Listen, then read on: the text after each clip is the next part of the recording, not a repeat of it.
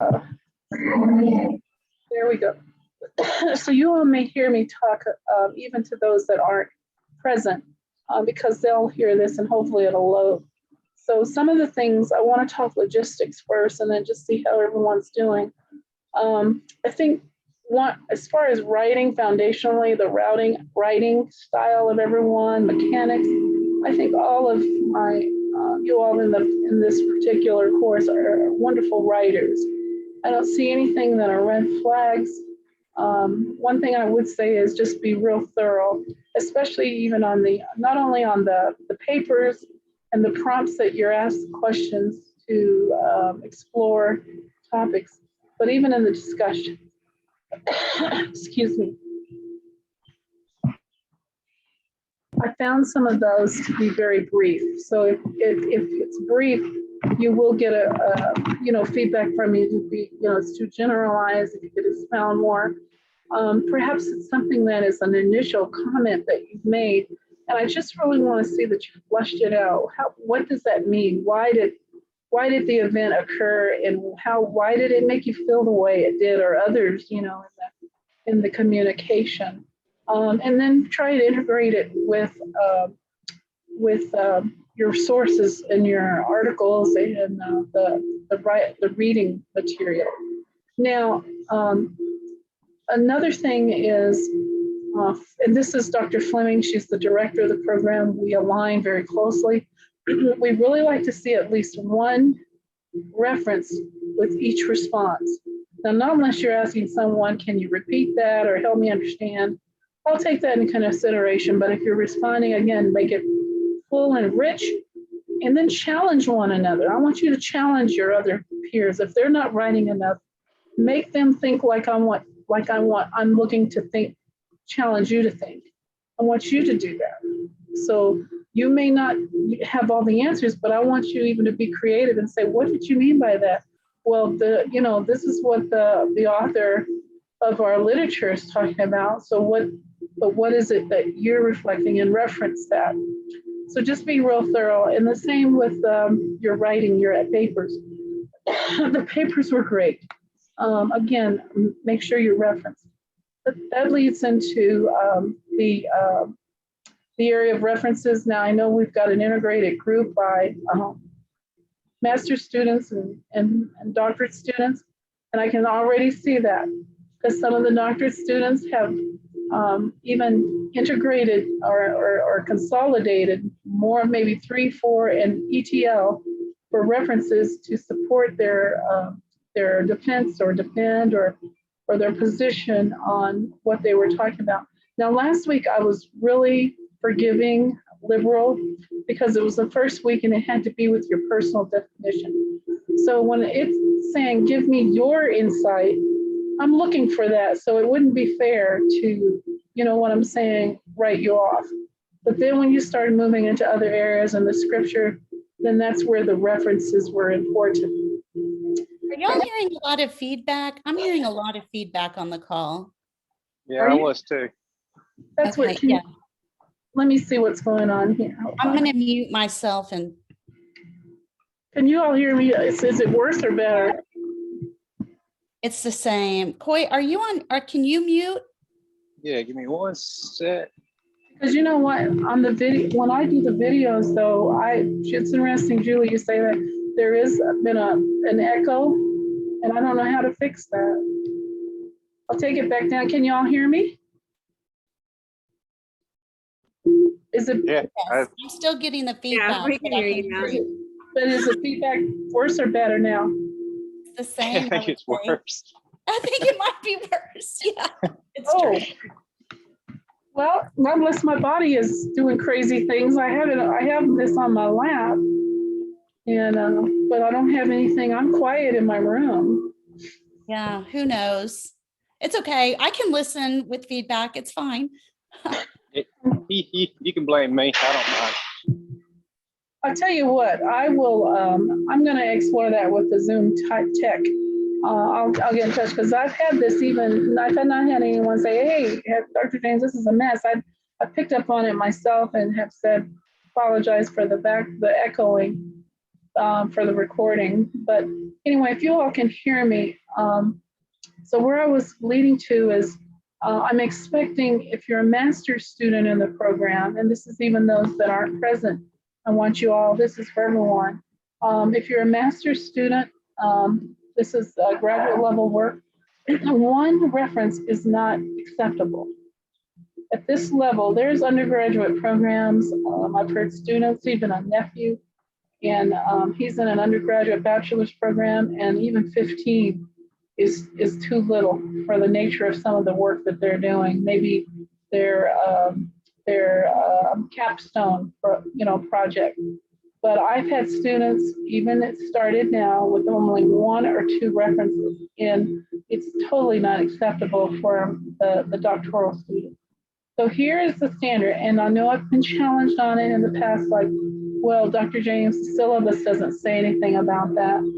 It's an expectation at this level of academic rigor and the level that we're at postgraduate and graduate work, that we're saying at least 5, so I don't scare my new graduates off, for your papers, but more is better, because it's showing the effort and the depth of research and being able, again, to defend what you're saying.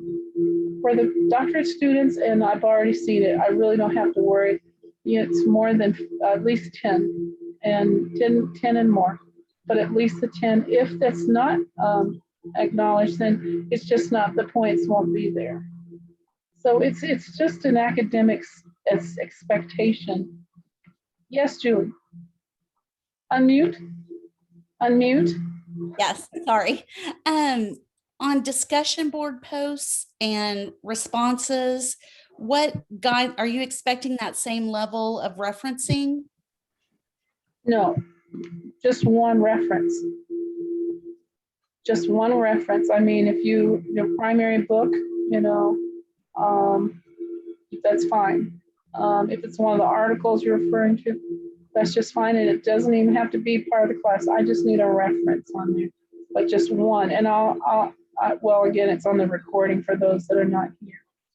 And I think I alluded to that. I appreciate the clarification because, and some people, I'm going to be honest, there was even better referencing in the discussions for some individuals. I saw 4 or 5 than there was in the papers. So just being mindful of that. There wasn't much of issues with formatting, the papers. Some I'm speaking like the whole layout of papers. Some is just, I've had some that's just been like a journal, no formatting at all. Some have been single space. That's not APA standard. There is an example, a sample in the APA manual. And I encourage you to go to the library and look at an article or even a dissertation page. I can even give you, I think my school, Nova Southeastern, they have, it's called NSU Dissertation Work. And you just pull up one of the papers and you'll see how it's laid out. And most of them now, they'll be APA, maybe 6th edition, but you'll just use the APA 7th edition for ensuring your references are, formatted correctly. Is there any questions on that at all? Did I royally confuse everyone? Okay, so so this week, let me get my glasses here. So this week is the fun part that's coming up because you're going to have your first film analysis. And it's always fun. I remember when I even started, the first week you're teaching all of the different, movies that you have an opportunity. And for this week, I think you have maybe 4 or 5 that are listed here. Let's see if I can get them. I don't have it on this page here. I thought I had pulled it up. But you'll see the movies for your film analysis. And simply what you're going to do is apply the theories to the film. Now, if some people say, that's not, boy, I really lost, or that looked like an exciting movie to see, but I spent more time playing it back. And I have gone through film analysis myself. But if you do have stop and pause, if you want to back up, or make note of it, maybe see the whole movie, make some notes as you're going. And then if there's areas, you know, you can nowadays with the technology, you can fast forward.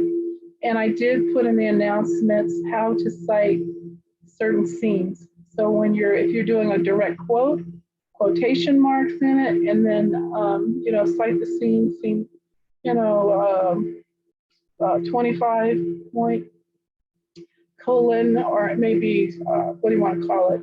23rd minute, 23 minutes in, however, but you'll see that reference sample that I put in the announcement. That will be helpful. If there's any issues with that, remember, I'm supposed to advocate for the library. The library is a great resource, your ACU library and online. So use that. And if you have any questions, the ACU writing lab. But for the film analysis that you're completing, you'll have 2 analyses, and you're basically going to brief the summary of the chosen theory. Make sure you include the theorist, the development year when they did that, and then the tenets and the key points. And then your analysis, you're going to apply the tenets of the theory with scenes to justify how it aligns with it. And that's, you're choosing your theory, whichever one you want to use from this week. And then you do another analysis similar. And then in the analysis, you may even, as to conclusion, you may even want to, or as you wrap up the 2, you may want to see how they mutually align with one another, and then do your conclusion. Now, one thing, and I find it real interesting, you're going to do then some people did an introduction, you didn't have to last week, but for the film analysis papers and the analysis papers, you're going to need an introduction and conclusion. I find it so interesting when people say, this week I'm going to view Little Mermaid, and I have chosen the uncertainty theory and groupthink. And then they go into the paper. I am looking at least for tell me what is going to be in your paper.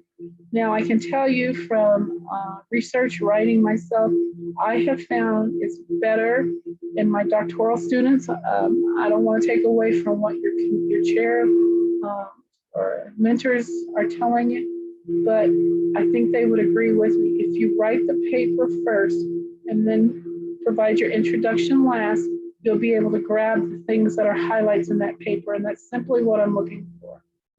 This week we looked at I chose the movie for this film analysis is The Little Mermaid, and its alignment with XYZ, groupthink, uncertainty theory, accommodation theory, whichever you choose. And the correlation and relation, and you may talk about something that was a highlight of The Little Mermaid. I'm trying to think of another movie that 12 Angry Men. I don't know if that's in the list this week. I love 12 Angry Men.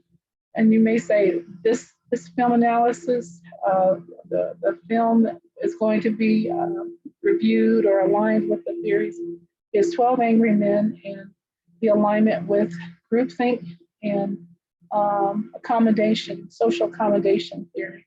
And so therefore you're going to maybe say the paper, it will focus on the relationship that individuals have with as to how they communicate with one another, and the impact of how they are, how a group can affect the outcome of decision making. And I'm just throwing things out, you know, just so you can follow me here. And then you can go into the paper, but you're letting the reader know what is in the paper. And again, I am real passionate about my postgraduate work, and it was graduate work too, but I know how important it is to the doctoral students that the foundation that's happening right now, and those that are graduate students, if you are looking to pursue doctorates, you've got to know how to integrate these theories, because that's part of your research for the doctoral. You've got your literature review, you've got theories to support that, and then you integrate it with the work or the topic that you've chosen for the issue or problem. And so therefore, that's why it's so important. Now, I'm going to give you a real quick horse stomp or foot stomp. Please be mindful and grow or take care in developing your field analysis, because all of this is going to be cumulative at the end of this term. So even if you start now a notebook and have your theories, your papers, perhaps insights I provide on that, and if there's something lacking, typically as instructors will say, you know, you match this, but you didn't do this. How does this relate to this theory? You know, in this, you mentioned the movie and you shared the scene, but how does that relate to the theories and what you're looking at? You see what I'm saying? So, but ultimately, in the end, you're going to have a number of theories. You didn't hear me say that, but that's where you're going to be knowing, having to know how to integrate and defend and refute the theories on there. Julie, did you have something? I did. I just wanted to clarify that we're not going to be utilizing all of the 23 theories in our final paper, or it's going to be, we'll have a few, but it'll draw upon the work we've already done. It'll draw on the work you've done, and I got to be careful. Don't hold me to it, but you'll the opportunity to apply them. So there may be a favorite theory. I mean, like every time I go through teaching, I find more insight on some of the theories, but my favorites are critical race, feminist theory, feminism theory, groupthink, social accommodation, and so and Aristotle's rhetoric is just fascinating. It has layers and things. So that's what I'm saying, that you may want to be exploring these, take them at heart and make your notes, because what you'll do is refer back to them. Now you can't use what you've done in papers, but you will refer to those papers because it may give you insight on your theories you've studied. But no, you're not going to have to do a whole 20. That I wouldn't do that to you. I see you do that too. You're calling me saying, Dr. James, no, you can't do that. Thank goodness. I was about to start offering bribes. Yeah, all of you probably withdraw and say, don't go into Dr. James anymore. No, you'll be told you'll have about, let's see, 4, maybe 4 to 8. I don't even think it's 8, but you'll see. I'm Okay. not going to give it away yet. I just wanted to make sure the scope was going to be manageable. But I'm just saying that it's important to be able to, just how the prompts are guiding you, and you're asking, just like this week, it says brief summary, analysis, and then moving into the conclusion. Now, let me give you a little footnote, and this was helpful to even my previous class where I taught was conflict in family. I was fortunate to spend a couple of years, 2-3 years in law school. And the first thing that they taught us was something called, and you're probably saying, don't know why you bring up law. We're not lawyers.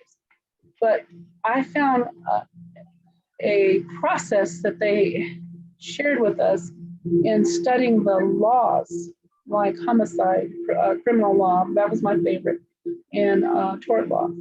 But one criminal law, the very first thing that they teach you is homicide.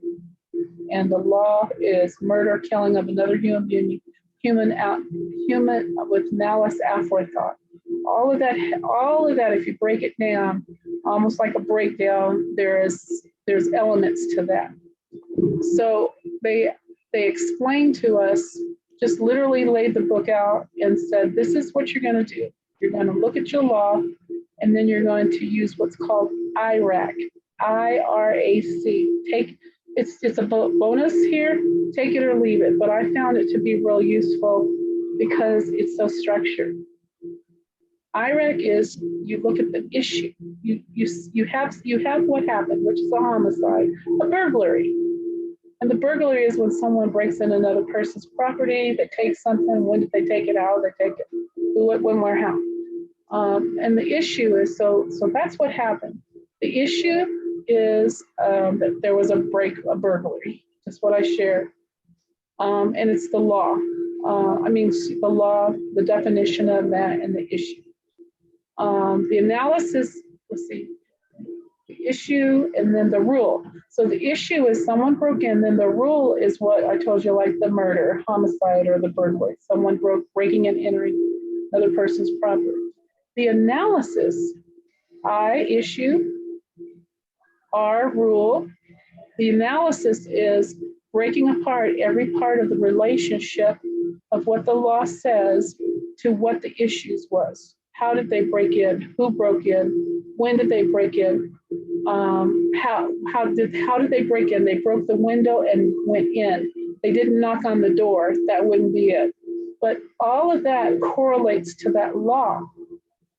And then the conclusion is discerning from what you've gathered. Yes, this concludes that this was a breaking and entering with the intent to harm. Now, I like to move that and it seemed to be helpful for the other students. Take that same concept, you can do it. The issue is translate whatever happens in the movie. The issue, 12 Angry Men. They're in the courtroom, this occurred, they got to fighting, they bullied another person down, dumbed them down, and this occurred. Whatever you put. The rule, translate that to a theory, put that as theory, and define what the theory is. All the tenets in it, parts and pieces.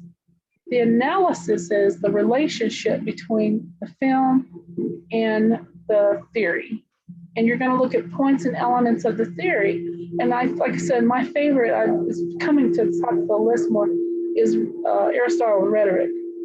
Communication. What is the communication? What are they trying to motivate? And that will be what you'll find in the film or whatever you choose. You see what I'm saying? And then the conclusion of that, therefore, and that's what we're looking for. Not a conclusion that says, I really enjoyed, they were great, the film was great, and these theories, they're wonderful for this movie. And I'm being real facetious or, generalized when I say that, but it's some interesting things I get, but I think you're following the gist of what I'm looking at. So I think that's enough for you all to chew on, but let me just ask, any questions or concerns you've had for the last couple of weeks? And hi, little one. I see you over there. Can you say hi? Hi. Hi. This is Avery. Hi, Avery. I won't keep your mom too much longer, okay? I'm Dr. Nona, and this is her class. We're glad to have you. She likes being a student in your class. Oh, that's wonderful. Well, I love having my students, and so and you're a wonderful guest tonight, Avery. So, any questions or comments on what you've studied the last 2 weeks so far? I have a question about procedure.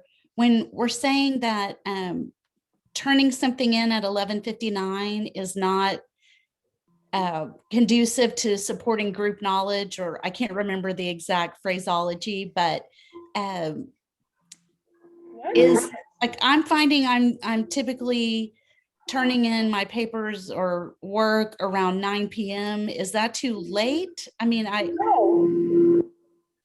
11:59 is the deadline for not to be late, because what happens and there is a late policy. It should be in the syllabus. If not, I can post it, or I have. But the university, the department program, 11:59 Central Time is the deadline for submitting any work. I mean, you want to be communicating along the way for the discussions from when your deadline for your initial post for your discussions is Wednesday, and everyone should be looking for those posts, and you should start interfacing with one another. And then your response time, you have Thursday, I think, and then your wrap up to respond to whatever they share from your initial post. You have Saturday, 11:59, Wednesday, I think it is Thursday, Saturday, 11:59, and then your paper, Monday night, 11:59. Again, that's on Central Time, ACU Central Time. Now, and here's the deal. There's nothing wrong with submitting at 11:59. I mean, for the discussions of what I'm saying is from Wednesday to Saturday, there should be all this cross exchange, just like we're talking tonight. We're being virtual, so we've got to be creative with that too. when we talk on the phone, or like I said, the Bible study I just had, we don't say, "Oh, that's good," and then just, some do. It's kind of boring. But we want to emulate or create the most natural communication in the exchange that's there. But there's nothing wrong with 1159. Now, this is what I do tell Julie and members, other peers here in the class, that don't wait till 1159 to submit it. Because I've had some students, and don't wait till 1145 and look and say, "Oh, I forgot to put the reference page and it's not attached," and you pull it out, and then it's 12 o'clock by a minute, and it makes it late. I don't have control of the system, and so therefore it's considered late. If you want to submit it, Julie, at 9 p.m., that's great. I mean, I applaud that. Just be mindful that, or even something that you want to supplement. Perhaps you forgot something. Now, I don't know if I'm supposed to do it, but in fairness to students, let's say I'd rather a student leave what they have and then email me, "Hey, Dr. James, I forgot to include my reference page, or it didn't post." And then I'll work through that out if there's any issues administratively, or if there's an audit. But, I can easily make a note and say, what I'm saying. I'm going to do everything I can within the purview of the integrity of that it's been ordained to me to. But I don't want you to pull a great paper. I've had students that were on a C, and then they were ready for a B, and then they pulled the paper and they ended up getting a C. You see what I'm saying? So does that help, Brenda, Desiree, Coy? Does that help, Jewel? Yes, it does. Thank you. Yeah. Yeah, that's perfectly clear. The only thing I worry about is when we don't get on and check, and people post, 9:30, 10 o'clock at night, and we never get back to them. Yes. So and that's where it's important, because we've got athletes in the class. They have a schedule, and I'm pretty stringent with them. I mean, granted, they have to go do and be great Wildcats and win for our school. And yet, and still, they have a commitment to the class and you all. So I have made that very clear to and other students, not only my athletes in the class, but try and get the stuff done early, because it's especially discussion. Someone's waiting, and then I get this email. It's like, "Dr. James, I never got anything. How's that going to impact me?" And I'll take that in consideration. If that happens and you're paired up with someone and you're not getting that, please let me know, because that's not fair to ones that have worked hard, to give a contribution. You see what I'm saying? Yes. And I know I'm going to sound old when I say this, and I am older than maybe your more traditional student, shall we say. What about those of us who, have to be up at 5 a.m. every day? So we go to bed at 10 o'clock, and then somebody posts something at 11. Are we supposed to be waking up to check and see if anything is posted? Not expecting that. If they don't, and they've missed out, just again, email me if that happens. I'll try and look at things in consideration of that. Okay. But I can empathize early risers and late goers and stuff. That's why I'm saying everybody, and again, I'm using my athletes. I got great athletes, by the way, and pray for our athletes. They're not only representing the school, but they have challenges, what I'm saying, beyond, they're on scholarships and all that. So to pray for the whole class. I'm an advocate of that, but I'm saying that as I encourage them and everyone, if you get it done as soon as possible, we won't have any of these interruptions or unexpected pauses that would impact everyone for, one way or the other. But I think everyone did well. If you have glitches with your computers, which that happens, please get in touch with with the ACU help desk for that. I think it's called ACU. It used to be the Canvas help desk, and the contract ended. Well, it's 6:54. You, Desiree, Coy, you've spoken up, but Desiree and Brenda, y'all are like little church mice. No, I'm good. I just like mentally, like, I'm good.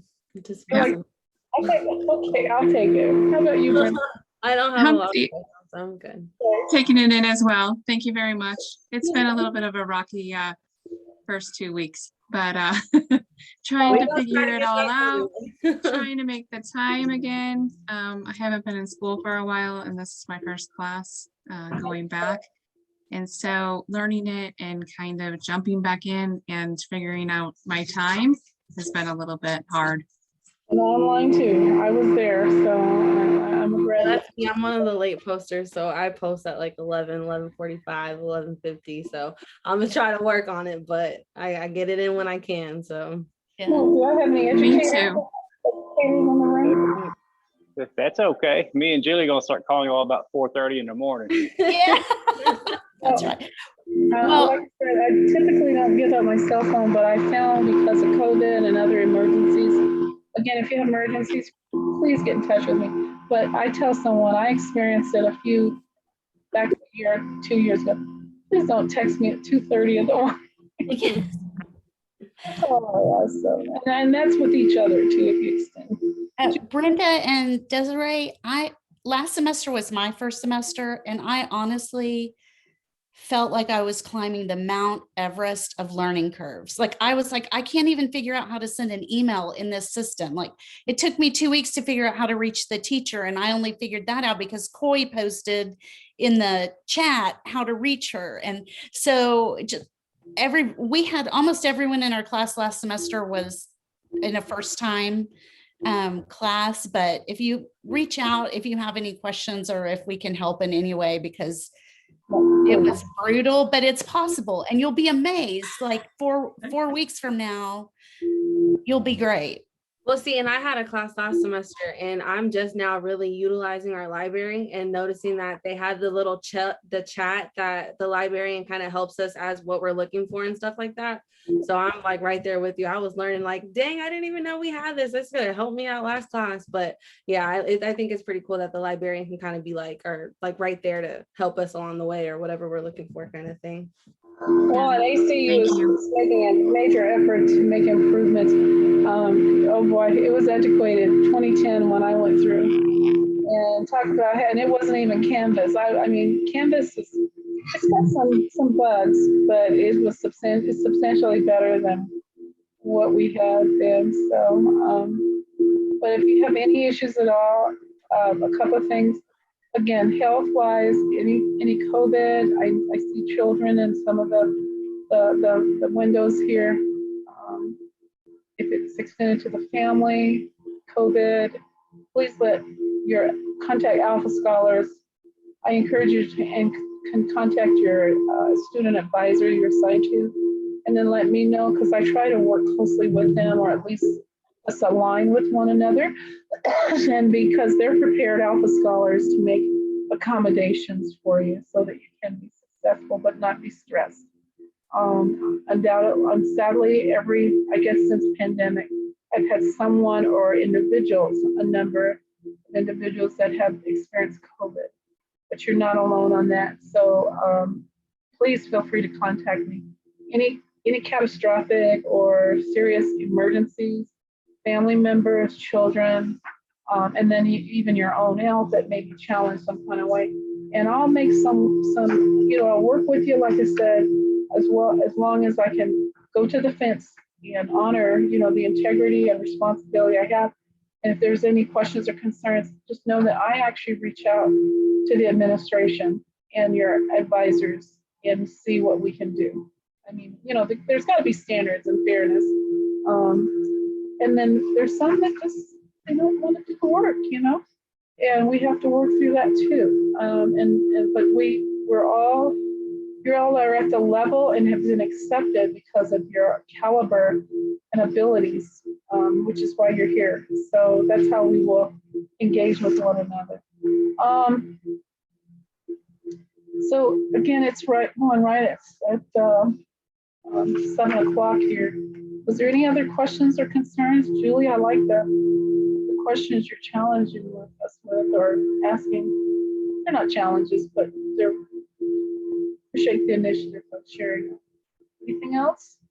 I need to jump off, but I just wanted to say thank you. And I'm feeling a lot better this week. Good. So getting back into it. So I'm going to tell you real quick, and I'll let you jump off, and then I like to do my closure here. But Brenda, since you're leaving, and this is for the whole group in class, I want you to look in the Bible, Google Abigail, Bible character named Abigail. I believe she's in 1 Samuel.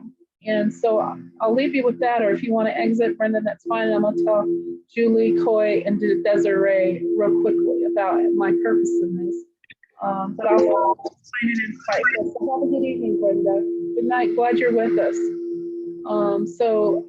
Class, this is why I chose Abigail. I wanted to share it last week, and like I said, the system apparently didn't like it or whatever. But I find her to be a fascinating character in the Bible because she was a peacemaker. She was conflict management. And forgive me if I get parts and pieces of it not completely clear. That's why I want you to go look at it. But the gist is that her husband, and I never can pronounce his name, but he was going to be in conflict with King David. And Abigail did some interesting things in the chapter, a couple of chapters, to where I found it befitting when it comes to communication. Now, it would have been terrible, devastating, if her husband and King David had interacted violently. But Abigail, to fast forward, what she did is she went to David and had a conversation with David. And even more, the parts that I really like is how she prepared for it. She had a group that traveled with her. She got her wardrobe, and I guess, all of those the gear she'd need. But she also fixed, it sounded like food or something, or these gifts that almost like peace olive branches, extending the olive branch. And so she met with him, and she shared how important it was, and even just where she felt it was important, even God directed that she talk to him. And as a result of that, David did not harm her husband. And then it's interesting, again, this is known as Cliff Note, but ultimately it was positive, and there was no major conflict between the two men. Now, this is another part. Let's real fast forward. It's kind of like the synopsis goes, and you have to, the movie trailer, and you have to go to read it for the rest of the story. But interestingly, David married Abigail. That's still a head scratcher for me. But the whole gist is, if you look at those elements of her preparedness, and then how she prepared herself to meet with him, and then how she conversed with him. And then I love the book of James. You'll hear me talk about that because it is really, I think, the tool chapter on how to communicate effectively with grace. And I always say that if we just vomit out things, it can be detrimental. This is the most dangerous instrument in our body. Because if we say something and it's not thought through and it's extended to another person, it can harm them, hurt them, it could damage relationships. So I'm a real advocate, even speaking to myself, that how we speak and interfere and engage with one another can either make or break conflict. And so Abigail, I think, is a fascinating character that did that. And so I just want to leave you all that are with me tonight, and those that are class members not here, if you have an opportunity and have that time and you want to self-reflect, this is not a requirement. It's just the exchange, and even if you plan this back or whatever, but don't take away from your assignment. But it's just something simply as noteworthy as to how communication can change. And so you may want to correlate that with some of the theories we're talking about. Social accommodation, what was limited? How did she adjust the conversation that was beneficial? And then again, others we'll talk about. I use this platform in the integration of devotion and scripture. I love it when I see it integrated in the writings too, because ACU, we're not only equipping our students for academic rigor as far as your careers and the knowledge base, but you're also going to be those instruments of witness to people in the marketplace, in the communities. See what I'm saying? So when they see us, hopefully they see the Lord. They see Christ, they see something different, they see hope, and they're prepared to come to us. And we've got to be ready and equipped to be able to answer those questions. And so it's part of the ACU mission. I mean, academics, career, but how do we integrate the Christ-like examples to go in the marketplace and give goodwill to people? Any questions? All right. Well, I'm ready to get into another coughing spell here, and I appreciate your patience as I work through my allergies. And with that, let me just close in a word of prayer. Any closing comments? Boy? I'll see you on the trail. No, I'm back in the car now. I'm done for the night. Thank you for choosing Sonic, Miss Lady. How may I help you? I wish I could do that. I would look a hot mess. I mean, everything would be bouncing, the earphones would fall out. Coy, we can hear you. Yeah, we can hear you, Coy. Well, Oh, it looks like he's muted now. you're muted. But anyway, all right, let me close with a word of prayer, and then you all enjoy the rest of the evening. Most gracious Heavenly Father. All right, I'm back. Lord, did you hear Coy? And we're so grateful that you made this day and that we were able to rejoice in it. Thank you for those that joined this evening. Julie, Desiree, Brenda, Coy, I ask that you bless them. Lord, I ask that you bless the rest of the class that weren't able to be face to face with us, but just that they, wherever they are in their perspective areas of their communities, their lives, their homes, that you bless them. Lord, I pray that you slow down the time, that they can get their assignments completed, clear their minds of any undue cobwebs of activity, tasks, required chores, and that they have the opportunity to just write freely and with no sense of intimidation, Lord. And Lord, I just thank you for the opportunity to be in the shepherd of the class, continue to give me the wisdom and let you walk in front of me as a steward in caring for their academic opportunities here. Lord, let us all have a good rest tonight, and we thank you for everything you provide us. Continue to keep us safe and well during these turbulent times. We love you, Lord. In thy name we pray. All right. You guys have the rest of the week. Amen. Any questions at all, you know how to get me, okay? Okay. Thank you. Thank you. Y'all have a good night. Questions Good night. coming. Bye now. Boy, enjoy your Sonic. Work out for me too. Koi can be my encourager. Yeah. Bye, Julie. Bye. Thank you. Yeah.